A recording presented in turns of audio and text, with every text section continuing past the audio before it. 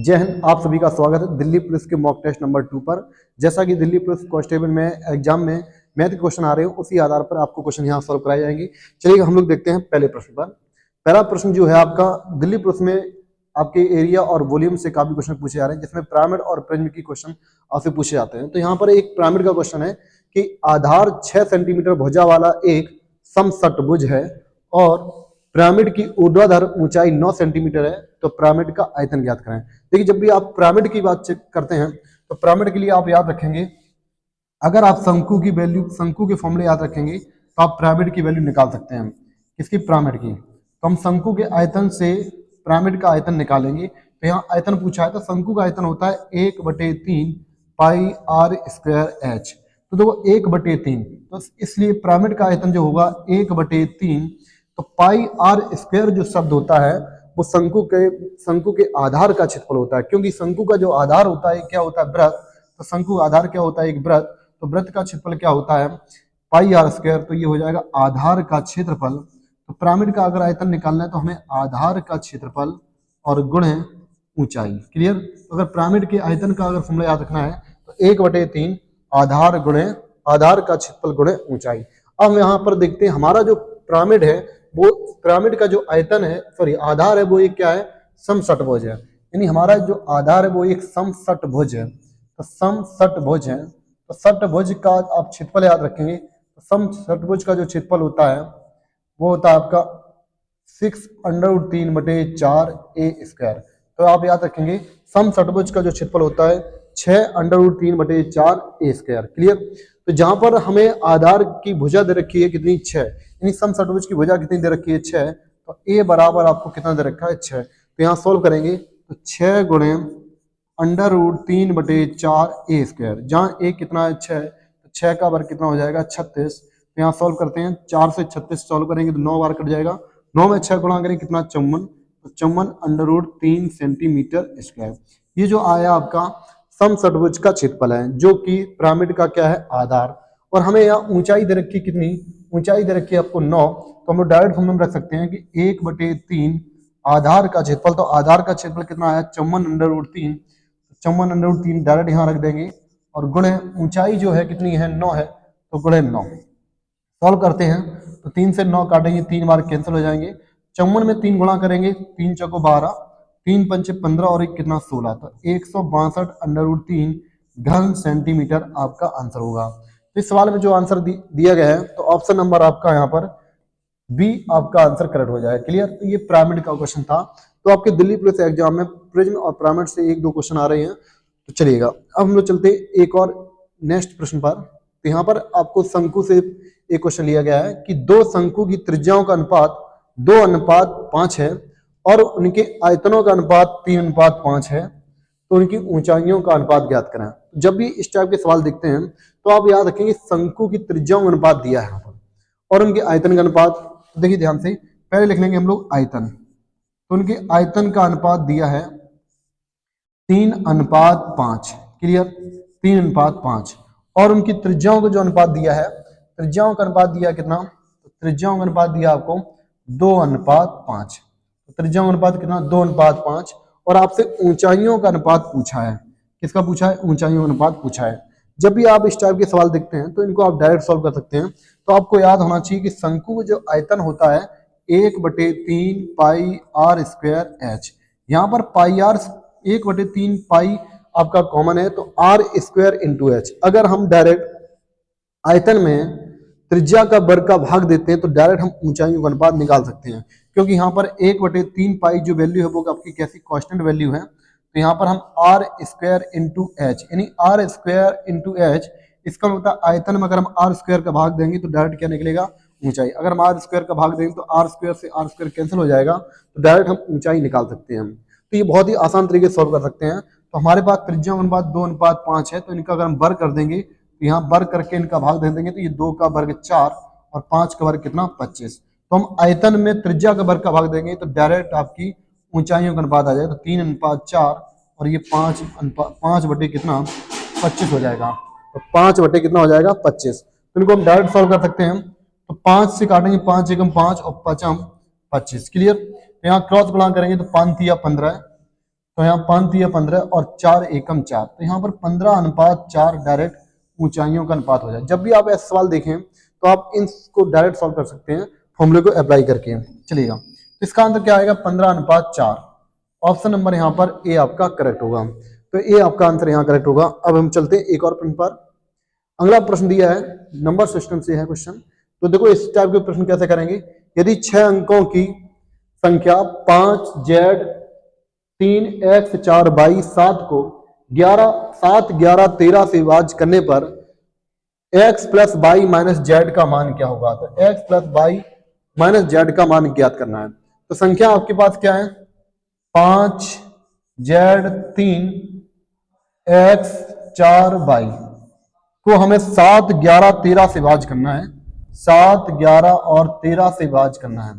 तो जब भी आप इन टाइप को सवाल को याद रखेंगे कि जब भी आप 7 11 13 और 1001 से डिवीजन देखना है तो वो संख्या हमेशा ABC डिवाइड हो जाएंगी। तो वो संख्या हमेशा ABC को काट देंगे। वो संख्या 3 लगातार रिपीट हो जाएंगी। तो आप इनको याद रखेंगे कि 7 11 13 और 1001 से संख्या अगर वो कटेंगी तो AB संख्या पूर्णतः विभाज्य हो जाती हैं। तो यहाँ पर हमें 3 संख्याओं का सीक्वेंस बनाना है। तो यहाँ पर देख सकते हैं हमारे पास x y z है। तो अगर इनको सॉल्व करें तो x y z और x y z ये हमेशा 7 11 13 से पूर्णतः विभाज्य होंगी। तो यहाँ पर देख सकते हैं अगर हम कंपेयर करें यहाँ पर तो x का मान हमें यहाँ मिलता है कितना? 5।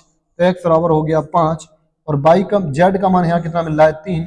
तो z बराबर कितना हो जाएगा? 3। और यहाँ y का मान कितना मिल रहा है? 4। तो y बराबर कितना हो जाएगा? 4। तो यहाँ से हम डायरेक्ट x y z के मान निकाल सकते हैं।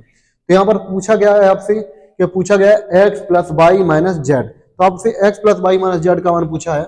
चलिए इनको देखते हैं। तो हम लोग सॉल्व करते हैं x plus y minus z. तो यहाँ पर x की वैल्यू आप डायरेक्ट रख सकते हैं। तो x की वैल्यू कितनी है? 5 और y की वैल्यू कितनी है? 4 और z की वैल्यू कितनी है? यहाँ पर z की वैल्यू कितनी है? 3। तो इनको जब सॉल्व करते हैं तो 5 4 9, 9 में से 3 कितना बचेगा? 6। तो यहाँ पर इसका मान कितना होगा? 6 आपका आंसर करेक्ट होगा। तो आप इनको याद रखेंगे कि जब भी आपसे इस टाइप के सवाल आते हैं तो 7 11 13 और 1001 से हमेशा पूर्णतः विभाज्य होंगे जब संख्या ABC रिपीट होंगी। क्लियर? जब वो रिपीटेड हो जाएंगी तो संख्या 7 11 13 से विभाज्य। ये काफी अच्छा सवाल था। तो आप इस कंसेप्ट को याद रखें। तो इस सवाल का आंसर क्या आएगा? 6। चलिएगा, नेक्स्ट क्वेश्चन दिया है कि किसी कंटेनर में 30 लीटर दूध है जिसमें से 3 लीटर दूध निकाल लिया जाता है और उसके स्थान पर पानी मिला दिया जाता है और इस प्रक्रिया को 3 बार किया जाता है। तो कंटेनर में पानी और दूध का अंतिम अनुपात ज्ञात करें। तो यहाँ पर पानी और दूध, सबसे इंपॉर्टेंट लाइन ये है कि लास्ट वर्ड में क्या पूछा गया है? पानी और दूध। बहुत से स्टूडेंट यहाँ समझ लेते हैं कि दूध और पानी, तो यहाँ ऑप्शन दोनों ही हो जाते हैं। तो यहाँ पर दूध और पानी ना पूछ के पानी अनुपात दूध पूछा, तो हम पानी की वैल्यू पहले रखेंगे, दूध की वैल्यू बाद में रखेंगे। तो देखिए जब भी आप इस टाइप के सवाल देखते हैं कि जब कोई मिश्रण निकाला जाता है तो देखिए इस सवाल को कैसे करेंगे। 30 लीटर मिश्रण में 3 लीटर दूध निकाला गया। कितना लीटर? 3 लीटर दूध निकाला गया। अच्छा, उसके स्थान पर पानी रख दिया गया। 3 लीटर दूध निकालकर उसके स्थान पर पानी रख दिया गया। इस प्रक्रिया को उसने 2 बार और किया। इन टोटल कितनी बार हो गया? 3 बार। तो हर बार अब की बार नेक्स्ट बार क्या होगा कि जब 3 लीटर दूध के बाद 3 लीटर पानी मिलाएंगे तो उसमें टोटल मिश्रण हो जाएगा, क्योंकि वहां दूध और पानी दोनों हो जाते हैं। फिर से 3 लीटर मिश्रण निकालते हैं और पानी भर देते हैं। तो यहाँ पर डायरेक्ट सॉल्यूशन अगर करना है इसको तो 3 लीटर दूध निकाल लिया तो यहाँ पे शुद्ध दूध बचा कितना? 27। कितने में से? 30 में से। तो यहाँ देखेंगे टोटल मिश्रण 30 में से शुद्ध दूध कितना है? 27। क्योंकि यहाँ पे 30 में से 3 लीटर निकाल लिया तो रियल में दूध कितना बचेगा यहाँ पर? तो रियल में दूध बचेगा कितना? 27। कितने में से? 30। 30 लीटर में 27 लीटर अगर दूध है तो 3 लीटर इसमें पानी मिला दिया गया होगा। तो हम डायरेक्ट देखेंगे दूध से सॉल्व कर सकते हैं। तो 3 नम 27, 3 नम 30। और इस प्रोसेस को कितनी बार किया गया? 3 बार किया गया। तो हम 3 बार लिख देंगे 9/10 और 9/10। जब भी आप इस टाइप के प्रश्न देखें इसको सॉल्व कर सकते हैं 9/10। तो यहाँ पर 3 बार सॉल्व कर सकते हैं 9/10। चलिए देखते हैं, बहुत आसान सवाल है। तो इनका गुणा करेंगे तो 9 का घन होता है 729 और 10 का घन कितना होगा? 1000। तो अर्थात इससे पता चलता है कि टोटल मिश्रण 1000 लीटर है जिसमें 729 लीटर दूध है। अगर टोटल 1000 लीटर मिश्रण में 1000 लीटर में 729 लीटर शुद्ध दूध है तो बाकी पानी होगा। तो हमसे पूछा गया पानी और दूध का अनुपात। तो हमें पहले लिखना है पानी और बाद में क्या लिखना है, दूध। तो 1000 लीटर में दूध कितना है, 729। तो यहाँ देखेंगे दूध कितना है, यहाँ पर दूध है आपका 729। तो अगर 1000 लीटर में दूध 729 है तो पानी कितना बचेगा, तो पानी बचेगा 271। तो यहाँ पर दूध और पानी और दूध का अनुपात जो आएगा वो 271 अनुपात 729 आएगा। अगर इसी चीज को दूध और पानी पूछता है तो 729 अनुपात 271 ऑप्शन नंबर ए भी दिया था। तो यहाँ पर याद रखना कि लास्ट में हमसे पूछा गया है, तो लास्ट में हमसे पूछा पानी और दूध, तो पानी और दूध का अनुपात आएगा 271 अनुपात 729। क्लियर। तो आपका आंसर जो आएगा 271 अनुपात 729, तो ऑप्शन नंबर यहाँ पर डी आपका करेक्ट होगा। तो इस सवाल का आंसर जो क्या होगा, डी आपका करेक्ट होगा। तो यहाँ पर लास्ट में याद रखना है कि पानी और दूध पूछा गया, दूध या पानी। क्लियर, चलेगा। अगले प्रश्न पे की ओर देखते हैं। अगला प्रश्न है कि दो बराबर लंबाई की रेलगाड़ियां एक स्थिर व्यक्ति को क्रमशः 8 सेकंड और 12 सेकंड में पार करती हैं। यदि वे समांतर पटरियों पर एक दूसरे की ओर बढ़ रही हैं तो वे एक दूसरे को पूरी तरह से कितने समय में पार करेंगी। दो ट्रेनें समान लंबाई की हैं जो एक दूसरे को एक व्यक्ति को पार करती हैं। अब ध्यान रखना है, जब कोई ट्रेन किसी व्यक्ति या खंभे को पार करे तो स्वयं की लंबाई को पार करती है और दोनों ट्रेनों की लंबाई कैसी है, समान है। अब यहाँ पर लिखा है यदि वे समांतर पटरियों पर एक दूसरे की ओर बढ़ रही हैं तो एक दूसरे को पार करने में कितना समय, एक दूसरे की ओर का मतलब होता है विपरीत। तो मान लेते हैं दोनों ट्रेनों की लंबाई कैसी है, समान है। तो पहली ट्रेन जो है व्यक्ति को 8 सेकंड पार कर जाती है, तो पहली ट्रेन व्यक्ति कितने सेकंड पार करती है, 8 सेकंड में, 8 सेकंड में। और दूसरी ट्रेन जो है व्यक्ति को पार करती है किस सेकंड में, 12 सेकंड में, 12 सेकंड पार करके जाती है। और दोनों ट्रेनों की लंबाइयां कैसी है, समान। तो हम लोग क्या करेंगे, एक ऐसी वैल्यू मान लेते हैं जो 12 और 8 दोनों से कट जाते हैं, तो 12 8 का क्या लेंगे, एलसीएम। तो 12 8 का एलसीएम आ जाएगा 24। मान लेते हैं दोनों ट्रेनों की लंबाइयां 24 है। कितनी है, 24। तो मान लेते हैं दोनों ट्रेनों की लंबाई कितनी है, 24। तो यहाँ से इनकी हमें चाल पता चल जाएगी। तो इस ट्रेन ने एक व्यक्ति को पार किया, तो कोई जब ट्रेन व्यक्ति को पार करती है खुद स्वयं को पार करती है, तो स्वयं की लंबाई कितनी है, 24 मीटर। चलो मान लिया हमने दोनों ट्रेनों की लंबाई कितनी है, 24 मीटर। तो 8 तिया 24, तो पहली ट्रेन की चाल आ जाएगी 3 मीटर प्रति सेकंड और दूसरी ट्रेन की चाल आ जाएगी 12 दूनी 24 यानी 2 मीटर प्रति सेकंड। क्लियर। तो पहली ट्रेन की चाल आ गई 3 और दूसरी ट्रेन की चाल कितनी आई, 2। अब यहाँ पर देखना है जब इनकी चालें पता चल जाती हैं तो जब दो ट्रेनें एक दूसरे को पार करेंगी विपरीत दिशा में तो हमेशा चाल भी जुड़ेंगी और लंबाइयां भी जुड़ेंगी, क्योंकि जब दो ट्रेनें एक दूसरे को पार करें तो इनकी लंबाइयां जुड़ती हैं। तो इनकी लंबाई जुड़कर हो जाएगी 24 कितना, 48 मीटर। और इनकी चाल कितनी आएगी, 3 2 5, कितनी आएगी, 5 मीटर प्रति सेकंड। ये ट्रेन 1 सेकंड में 5 मीटर जाती, जाना कितना है 24, सॉरी जाना कितना है 48, 48 में 5 का भाग देंगे तो 5 निम 45 और यहाँ कितना बचेगा, 5 निम 45, यहाँ बचेंगे 3, तो 5 का 30, तो यहाँ पर 9.6 सेकंड का समय लग जाएगा। क्लियर। तो इस सवाल को मात्र आप 5 सेकंड में सॉल्व कर सकते हैं इस टाइप से। तो यहाँ पर बी आपका करेक्ट होगा। तो ये रेलगाड़ी से संबंधित प्रश्न था, तो आपका 9.6 सेकंड आपका आंसर बिल्कुल करेक्ट होगा। अब हम लोग चलते हैं अगले प्रश्न की ओर। चलिए नेक्स्ट देखते हैं क्वेश्चन। नेक्स्ट क्वेश्चन दिया गया आपका साढ़ ब्याज से, तो साढ़ ब्याज के भी क्वेश्चन आपसे पूछे जा रहे हैं। चलिए देखते हैं सवाल को कि एक निश्चित धनराशि को x% वार्षिक ब्याज की दर से 5 वर्ष के लिए निवेश किया जाता है। यदि इसे x + 5% की वार्षिक ब्याज की दर से निवेश किया जाता तो साढ़ ब्याज पहले की अपेक्षा 9200 रुपए अधिक प्राप्त होता। तो वहां पूछा मूल धनराशि ज्ञात करें। तो जब भी आप इस टाइप के सवाल देखते हैं तो बहुत ही आसान तरीके से इनको सॉल्व कर सकते हैं। ये साढ़ ब्याज का प्रश्न है। उसने कहा पहले इसको x% पे उधार लिया गया था, कितने परसेंट पे, x% पे। अब x% पे उधार लिया गया तो वो भी कितने वर्ष के लिए, 5 वर्ष के लिए। अब उसने कहा यदि ब्याज की दर x + 5% होती, यानी उसका कहना है कि पहले दर x थी अब दर x + 5% होती। तो ध्यान देना यहाँ पर अगर दर बढ़ेगी तो ब्याज भी बढ़ेगा। तो पहले x% थी अब x + 5 होगी तो ब्याज की दर यहाँ कितनी बढ़ जाती है, 5%। तो एक साल में 5% बढ़ जाती है तो 5 साल में कितना बढ़ जाएगा ब्याज, 5 साल में बढ़ जाएगा कितना, 25%। तो हमारे अकॉर्डिंग ब्याज 25% बढ़ जाता है। और क्वेश्चन में ब्याज पहले की अपेक्षा रुपए में कितना बढ़ जाता है, 9200 रुपए। तो 25% की वैल्यू दे रखी है कितनी, 9200। और कोई भी मूलधन होता अपना 100% होता तो इसको डायरेक्ट सॉल्व कर सकते हैं। तो 25% बराबर 9200, तो 25 इसको सॉल्व करेंगे या कोई भी राशि के परसेंट होती है 100% बनाने के लिए हम इसमें डायरेक्ट भी गुणा कर सकते हैं या इसको सॉल्व करेंगे। लास्ट में 2 जीरो का मतलब याद रखना, इसको डायरेक्ट अगर करना है तो लास्ट में 2 जीरो होती है, इसका मतलब होता है 100। तो आप इसको डायरेक्ट भी काट सकते हैं, 25 चौको 100, गुणा कर देंगे 4 का वापस, तो 4 दूनी 8 और 4 में 36। इसको डायरेक्ट भी सॉल्व कर सकते हैं हम। तो 1% की वैल्यू आ जाएगी कितनी, 368। तो 1% की वैल्यू कितनी आ गई, 368। आपका जो मूलधन होता है वो कितना होता है, 100। तो 100% बराबर कितना होगा, 36,800। तो 36,800 आपका आंसर सही होगा, ऑप्शन नंबर ए। तो इस टाइप से इनको आप सॉल्व कर सकते हैं। तो ऑप्शन नंबर ए आपका बिल्कुल करेक्ट होगा। इस टाइप के सभी सवाल मात्र इस टाइप से सॉल्व करेंगे तो आप 5 या 10 सेकंड में इनको सॉल्व कर सकते हैं। देखिए 25% बराबर 9200 दिया था। आप एक इसको एक और लॉजिक लगा सकते थे कि 25% बराबर जब 9200 दिया था आपको, तो आप जानते हैं कि कोई वस्तु का जो क्रय मूलधन जो होता है वो आपका 100% होता है। तो 100% बनाने के लिए 25 में कितने गुणा करेंगे, 4 का। दोनों पक्ष में अगर 4 गुणा करते तब भी आपका आंसर 100% आ जाता। तो 2500 का 100 गुणा करेंगे 9200 में 4 का, तो 4 दूनी 8, 4 में 36। तो इस टाइप से भी आप मूलधन बता सकते थे इसका। 36,800 आपका आंसर बिल्कुल करेक्ट होगा। तो इस सवाल का जो आंसर होगा ऑप्शन नंबर ए आपका करेक्ट होगा। क्लियर, चलिए अगले प्रश्न की ओर चलते हैं। एक प्रश्न जो है बेईमान दुकानदार से संबंधित प्रश्न है। तो ये लावानी का प्रश्न है।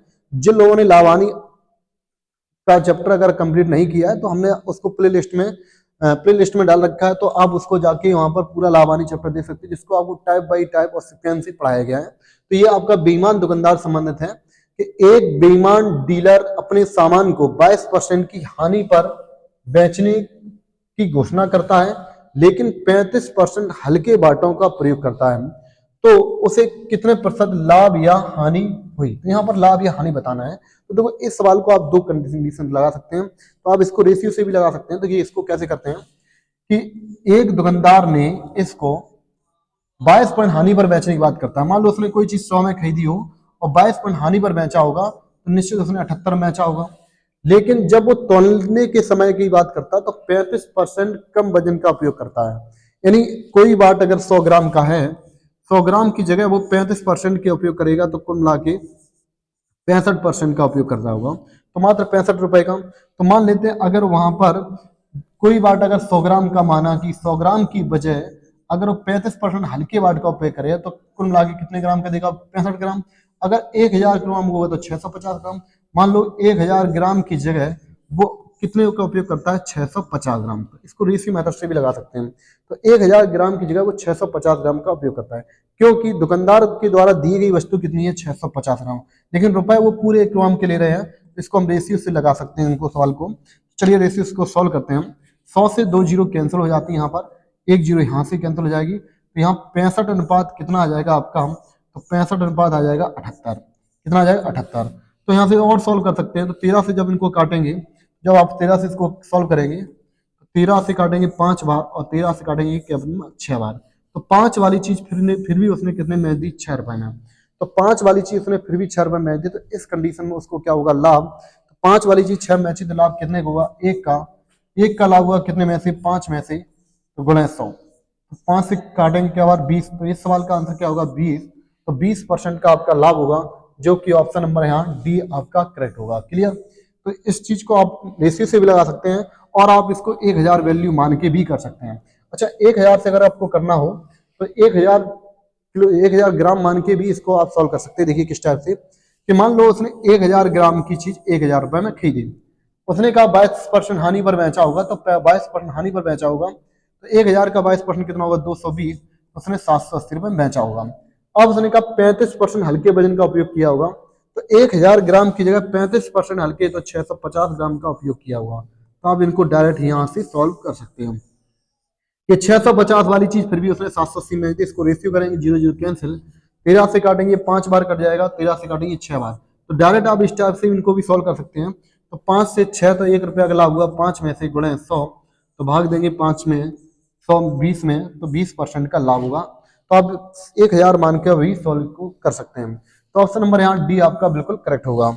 चलेगा नेक्स्ट क्वेश्चन की ओर चलते हैं। तो अगला प्रश्न दिया है, औसत चाल से संबंधित प्रश्न है कि एक व्यक्ति ने क्रमशः 8 किलोमीटर प्रति घंटा, 16 किलोमीटर प्रति घंटा, 24 किलोमीटर, 32 किलोमीटर प्रति घंटा चाल से 7 किलोमीटर की 4 समान क्रमिक दूरियां तय की, तो उसकी औसत चाल ज्ञात करें। तो यहाँ औसत चाल का प्रश्न है जिसमें लगातार 4 समान दूरियां हैं और यहाँ 4 समान दूरी बताएंगे लगातार 7-7 किलोमीटर की है। तो यहाँ 7-7 जो किलोमीटर दिया उसका उपयोग ना करें तो बेहतर रहेगा। तो जब भी इस टाइप के सवाल हैं तो आप अगर आपने 7 किलोमीटर का उपयोग कर दिया तो सवाल में सॉल्यूशन जो है आपका वो बढ़ जाएगा। तो इसको हम डायरेक्ट कैसे सॉल्व कर सकते हैं बिना 7 का प्रयोग करें। तो देखिए ध्यान से कि एक व्यक्ति ने 8 किलोमीटर प्रति घंटा, चालें कितनी दी गई 4, 8 किलोमीटर प्रति घंटा, एक 16 किलोमीटर प्रति घंटा और दूसरी चाल कितनी यहाँ पर 24 और तीसरी चाल कितनी है 32। क्लियर, 32 किलोमीटर प्रति घंटा। अब इनको सॉल्व करने के लिए एक ऐसी चाल मानो जो 8, 16, 24 और 32 तीनों से वैल्यू कट जाती है। तो हम मान लेते हैं कि तीनों से कटने वाली वैल्यू तो आपकी होगी कितनी, तीनों से कटने वाली वैल्यू मान लेते हैं कि 8, 16, 24, 32 का एलसीएम ले लेते हैं 96। मान लो सभी ने 96 किलोमीटर की दूरी तय की। 96 किलोमीटर दूरी मान लेते हैं, टोटल दूरी मान लेते हैं 96 किलोमीटर। तो सभी ने 96 किलोमीटर चलते हैं। चलिएगा, अगर ये 1 घंटा में 8 किलोमीटर जाएगा तो 96 जाने में कितना समय लगेगा 12 घंटे। कितने घंटे 12 घंटे। 1 घंटा में 16 जाएगा तो 96 घंटे में कितना 6 घंटे, क्योंकि 16 96 होते हैं और 24 चौको 96, यहाँ 4 घंटे लग जाएंगे और 32 दिया 96। क्लियर। तो औसत चाल बराबर क्या होता है, तो उसको याद रखेंगे कि औसत चाल बराबर आपका होता है, औसत चाल बराबर याद रखना कि कुल दूरी बटे कुल समय। तो कुल दूरी बटे कुल समय, तो फॉर्मूला याद रखना है कुल दूरी बटे कुल समय। तो यहाँ कुल दूरी कितनी हो जाएगी, तो कुल दूरी यहाँ पर 96 की कितनी दूरी है, तो 96 कितनी है 4, तो 96 में कर दो 4 के गुण है, तो 96 गुणे 4 कुल दूरी हो गई। बटे समय कितना हुआ, तो समय हुआ 12, 6, 18, 4, 22 और 3, 25। तो कुल समय कितना हुआ 25। तो यहाँ पर जो चाल आएगी औसत चाल बराबर, तो 96 में गुणा करेंगे 4 का, तो 4 6 24 हासिल 2, 4 9 36, 2 कितना 38। तो 384 बटे 25 किलोमीटर प्रति घंटा आपका आंसर होगा। तो यहाँ पर जो आंसर आएगा औसत चाल 384 किलोमीटर, 384 बटे 25 किलोमीटर प्रति घंटा, ऑप्शन नंबर डी है। तो जब भी आप इस टाइप की औसत चाल देखें तो अपनी तरफ से कोई भी दूरी को मानकर डायरेक्ट आप सॉल्व कर सकते हैं। अगर आप 7 का उपयोग करेंगे तो ये सवाल का सॉल्यूशन जो है वो बहुत बड़ा हो जाएगा, तो आप कोई भी वैल्यू मान के सॉल्व कर सकते हैं। चलिए आगे प्रश्न जो दिया गया है ये आपका चक्रवर्ती ब्याज से संबंधित प्रश्न है, काफी अच्छा प्रश्न है। देखते हैं सवाल कैसे करते हैं कि कोई राशि चक्रवर्ती ब्याज की दर से 5 साल में 25 गुना हो जाती है और 7 साल में 36 गुना हो जाती है, तो ब्याज की दर ज्ञात करें, चक्रवर्ती ब्याज की दर ज्ञात करें। जब भी आप इस टाइप के सवाल देखते हैं कि 5 वर्ष में कितने गुना 25 गुना हो जाती है और 7 वर्ष में कितने गुना हो जाती है, 7 वर्ष में हो जाती है 36 गुना। कितने गुना 36 गुना। तो जब भी हम इस टाइप के सवाल देखते हैं तो हम लोग इनको कैसे करेंगे कि 5 साल में 25 गुना और चक्रवर्ती ब्याज में 7 साल में 36 गुना हो जाती है। तो यहाँ देखते हैं टाइम का डिफरेंस देखते हैं कि चक्रवर्ती ब्याज में हर साल गुना संबंधित गुना चलता है। तो देखिए यहाँ पर इनको हम कैसे करेंगे, इनका रेशियो करेंगे। तो यहाँ देखेंगे इनमें क्या साल का अंतर है, तो यहाँ 2 साल का अंतर। अगर 2 साल का अंतर है तो निश्चित वर्ग होगा, अगर 3 साल का अंतर है तो घन होगा। तो 2 साल की बात है तो 2 साल में क्या होगा वर्ग। तो 5 और 7 में कितने का अंतर है 2 साल का। 2 साल में वर्ग होता है और 1 साल में घन। जिस वर्ग को हम 1 साल में बदल लेंगे तो वहां पे दर डायरेक्ट निकल आती है। तो देखिए ध्यान से ये किसका वर्ग है, ये 5 का वर्ग है और ये कितना 6 का। तो 5 से 6, तो हमने इसको कन्वर्ट कर लिया 1 वर्ष में, तो 1 साल में कन्वर्ट कर लिया। तो 5 से कितना हो गया 6, तो 5 रुपया वाली चीज 6 रुपया में, 5 वाली चीज कितनी हो गई 6, तो कितना ब्याज हुआ 5, कितने में से 100 में। तो 5 में 100 गुणा करें कितना आएगा, 5 में 100 का भाग देंगे कितना 20। तो इस सवाल का आंसर क्या होगा 20% आपका आंसर करेक्ट होगा। कारण क्या होता है कि चक्रवर्ती ब्याज पे ब्याज चलता है। अगर यहाँ 25 से 36 हुआ है तो 36 हुआ 2 साल में, तो 2 साल में वर्ग हुआ होगा। तो यहाँ पे 2 साल का अंतर तो हम 1 साल में कन्वर्ट कर लेंगे। तो 5:6, 5 से 6, तो 5 रुपया पे 1 रुपया ब्याज, कितना दर निकालना है 100। तो 20% आपका आंसर बिल्कुल करेक्ट होगा। तो ऑप्शन नंबर क्या आपका बी करेक्ट हो जाएगा। चलेगा अगला प्रश्न है रेस से संबंधित, ये काफी अच्छा प्रश्न दिया गया है। तो देखते हैं यहाँ पर लिखा है कि a प्लस बी अनुपात b प्लस सी अनुपात c प्लस a 5:7:6। तो a minus b plus c, a plus b minus c का मान ज्ञात करें। तो यहाँ मान पूछा है, तो देखिए इस सवाल को कैसे कर सकते हैं, काफी बढ़िया सवाल है कि a प्लस बी आपको दिया है a प्लस बी अनुपात b प्लस सी अनुपात c प्लस a बराबर 5:7:6। चलिए इनको देखो सॉल्व करते हैं हम। तो 5:7:6, तो यहाँ पर लिखा है कि a प्लस बी की वैल्यू कितनी है 5x मान लेते हैं, b प्लस सी की वैल्यू कितनी है 7x है, और c प्लस a की वैल्यू कितनी है 6x है। कितना है 6x। तो हमें यहाँ पर a प्लस बी प्लस सी की डायरेक्ट वैल्यू चाहिए यहाँ पर, तो इनको डायरेक्ट सॉल्व करना है। तो अगर इन सभी को हम जोड़ देते हैं, सभी पार्ट जोड़ ऐड करेंगे जब इनको, तो हम 2 बार a मिलेगा, 2 बार b मिलेगा, 2 बार c, तो हम लिख सकते हैं 2a प्लस बी प्लस सी बराबर 7, 5, 12 और 6 कितना 18x। तो यहाँ से सॉल्व कर सकते हैं, तो ये यहाँ पर 9x आ जाएगा। तो a प्लस बी प्लस सी की वैल्यू कितनी आ जाती है आपकी 9x आ जाएगा यहाँ पर। तो अगर हमें a का मान चाहिए आपको, तो अगर हमें a की वैल्यू चाहिए तो a की वैल्यू हम डायरेक्ट निकाल सकते हैं कि अगर हमें a की वैल्यू चाहिए तो यहाँ पर b और c का मान अगर रख दें, तो b और c का मान कितना है 7x। तो अगर हम 7x रख देंगे तो 9 में से 7 घटाएंगे तो यहाँ पर किसका मान आ जाएगा a का मान, क्योंकि a b और a प्लस बी प्लस सी का योग कितना है 9x है। अगर मुझे b और c का मान चाहिए तो b और c का मान कितना है 7x, तो यहाँ रख देंगे तो 7 में कितना जोड़े 9 हो जाए, तो यहाँ 2, a की वैल्यू कितनी आ जाएगी 2x आ जाएगी। अगर हमें b का मान चाहिए, तो अगर यहाँ मुझे b का मान चाहिए तो यहाँ हम a और c का मान रख देंगे। तो a और c का मान कितना है यहाँ 6x है, तो यहाँ a और c का मान 6x। अगर a और c का मान 6x है तो 6 में कितना जोड़े 9 हो जाए तो 3, तो यहाँ b का मान कितना होगा 3x। क्लियर। अब यहाँ पर a का मान चाहिए तो सॉरी c का मान चाहिए, तो c का मान डायरेक्ट निकाल सकते हैं, क्योंकि a का मान 2x है, b का मान 3x और तीनों का योग कितना है 9x है। तो 3, 2, 5, 5, 4, 9, तो c का मान 4 है, 4 हो जाएगा यहाँ पर। चलिए इनको डायरेक्ट सॉल्व रख सकते हैं। तो पूछा क्या आपसे, पूछा गया था आपसे क्या कि a minus b plus c अनुपात a plus b minus c का मान पूछा था। तो यहाँ एक एक करके वैल्यू रखेंगे यहाँ पर। तो जब वैल्यू रखेंगे तो a का मान 2x है और b का मान कितना 3x और प्लस c का मान कितना 4x। ठीक है, आगे देखते हैं कि a का मान यहाँ 2x है और b का मान 3x है और c का मान कितना है 4x। इसको हम डायरेक्ट सॉल्व कर सकते हैं। जब डायरेक्ट इनको सॉल्व कर सकते हैं तो 4 और 2 6, देखो 4x और 2x कितना 6, 6x में से x 3x ही कितना बचेगा 3x। और यहाँ पर सॉल्व करते हैं आगे, तो ये हो जाएगा कितना 3, 2, 5, 5 में से एक गई सिर्फ x बचेगा, तो x कैंसिल हो जाएगा। तो यहाँ 3:1 आपका आंसर करेक्ट होगा। तो यहाँ पर 3:1 आंसर बिल्कुल करेक्ट होगा। तो इस सवाल में तुम x मानते या ना मानते तब भी डायरेक्ट इनको सॉल्व कर सकते थे। तो यहाँ पर जो आंसर होगा 3:1 आपका आंसर करेक्ट होगा। काफी अच्छा सवाल था। चलिए लास्ट सवाल इस टाइप का प्रश्न दिया है, औसत संबंधित प्रश्न है, ये काफी अच्छा सवाल है कि 12 वर्षों की औसत आयु में 6 वर्ष की वृद्धि तब हो जाती है जब उनमें से 36 वर्ष, 40 वर्ष और 44 वर्ष आयु वाले 3 पुरुषों के स्थान पर 3 अन्य व्यक्ति आ जाते हैं। तो 3 व्यक्तियों की औसत आयु कितनी है। देखो जब भी आप इस टाइप के सवाल को देखते हैं, बहुत ही आसान तरीके से इनको सॉल्व कर सकते हैं कि 12 पुरुषों की औसत आयु में 6 वर्ष की वृद्धि हो जाती जब उनमें 36, 40 और 44 आयु वाले 3 नए व्यक्ति आते हैं, यानी के स्थान पर 3 नए व्यक्ति आते हैं। देखो 36 वर्ष और कितना 40 वर्ष और 44 वर्ष, 44 वर्ष, इनके स्थान पर जब 3 नए व्यक्ति आते हैं, जब यहाँ पर पूछा स्पष्ट दिया है कि 3 नए व्यक्ति आते हैं, इनके स्थान पर कितने व्यक्ति आते हैं 3 नए व्यक्ति आते हैं। तो 3 नए व्यक्ति आते हैं तो इनकी औसत आयु में कितनी वृद्धि हो जाती है 6 की।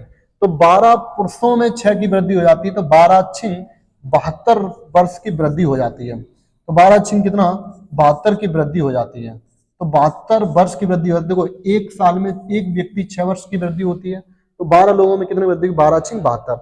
72 वृद्धि तब हो जाती है जब इनके स्थान पर 3 नए व्यक्ति आते हैं। तो इनका योग कितना हुआ, तो 36, 44, 30 जोड़ेंगे तो यहाँ पर 120 हो जाएगा। कितना 120 जोड़ेंगे, 6 4 10, 4 4 3 और 3 4 4 8 3 11 और 1 12, 120।